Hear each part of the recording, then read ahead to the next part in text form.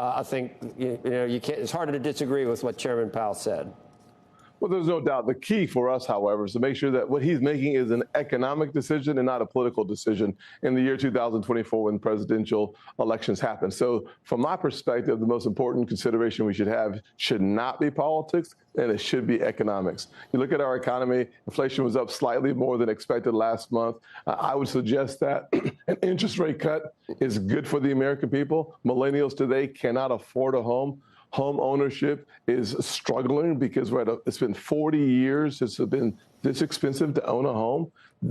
Interest rate cuts make that a lot easier. 30 years since it's been this hard to put food on the table. Interest rate cuts, it factors in throughout the entire economy. So I hope that we have good news, but I want that news to be delivered because we're looking at economic data and not political realities. Senator, I don't know if there's ever been a president that didn't like lower interest rates. I don't think so. But the guy you've been standing behind, I see on all those shots with former President Trump, and I know you've endorsed him. Do you and like I said, all presidents want lower rates, but do you remember the way he used to, as a real estate guy, do you remember the way he used to talk about interest rates and Jay Powell? Do you remember that? So you're actually saying that you don't want President Biden forcing Jay Powell's hand.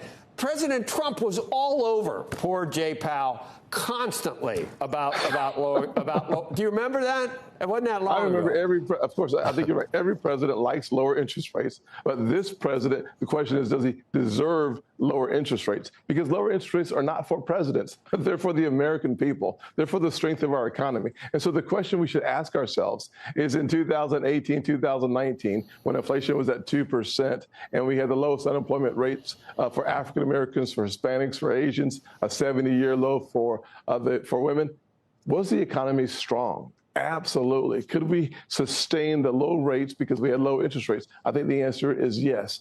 The question today is, with inflation questionable, when do you cut rates? I hope he cuts rates because our economy deserves that kind of stimulus in the economy. Economic activity is good for America's future. We should all embrace that concept. My point is still the same, however.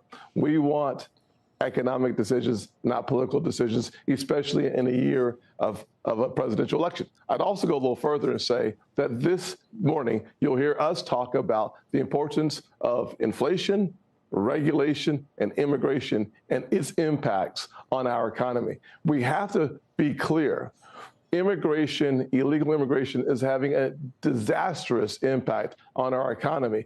Regulation, Basel III, we heard really positive comments yesterday. We will follow up on those comments today. Basel III sidelines more capital, makes it more difficult for entrepreneurs to start their businesses and for having cash to get your first home. So everything that we can do to have a responsible level of regulations as opposed to an oppressive level of regulations, i.e. Basel III, it will be important to America's economy. You're going to probably you're going to hear probably firsthand the president, and you've seen, I guess, what's going to be contained a lot of the substance of the State of the Union message. I'm wondering what Republicans think about that. I mean, normally you'd say, oh, higher taxes, populism, corporate jets, all the same old. But I'm not sure.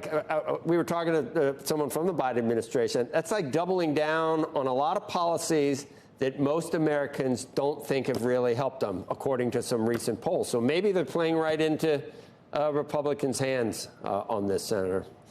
Well, it's bad for America. The Bidenomics devastated of the American economy, devastated the average person working. If you're working paycheck to paycheck, as I said a few seconds ago, it has not been this hard to put food on the table in 30 years. 60% of Americans do not have $1,000 in their savings for an emergency. People working paycheck to paycheck, they don't want to hear how good the economy is because they're trying to figure out where, because they're not going to restaurants. They're trying to scrap together. Hope you enjoyed the latest clip from CNBC television that you just watched. We're eager to dive into our thoughts, and we'd love to start a lively discussion in the comments. Don't forget to show your support by hitting the like button, following us, and subscribing to our channel for for more engaging content. As a staunch conservative Republican and unwavering supporter of former President Donald Trump, I want to address Senator Tim Scott's recent comments regarding Federal Reserve Chair Jerome Powell.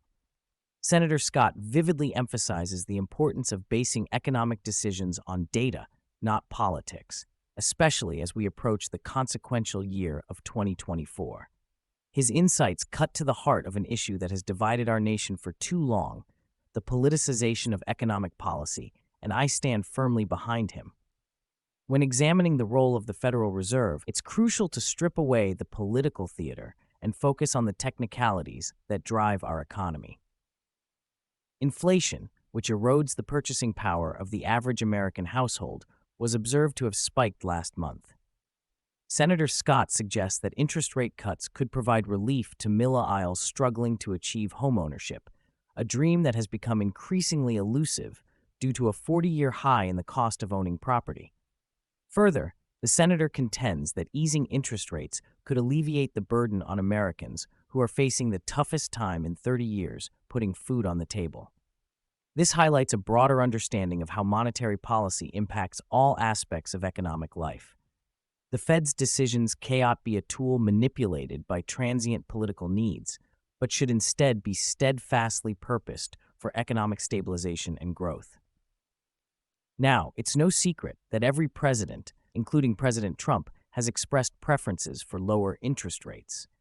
Lower rates can spur investment and economic activity, which, in times of responsible economic management, can be beneficial. However, we must not forget that the primary role of the Federal Reserve is to manage inflation and employment, not to cater to the desires of whichever individual occupies the Oval Office. Senator Scott's commentary about prioritizing economics over politics is a call to return to principled stewardship of our economy. What's at stake here isn't merely the trajectory of our economy in the immediate term, but the institutional integrity of our economic governance. The merit of interest rate adjustments should be judged on economic conditions alone: employment, productivity, growth potential, independent of electoral cycles and political pressures.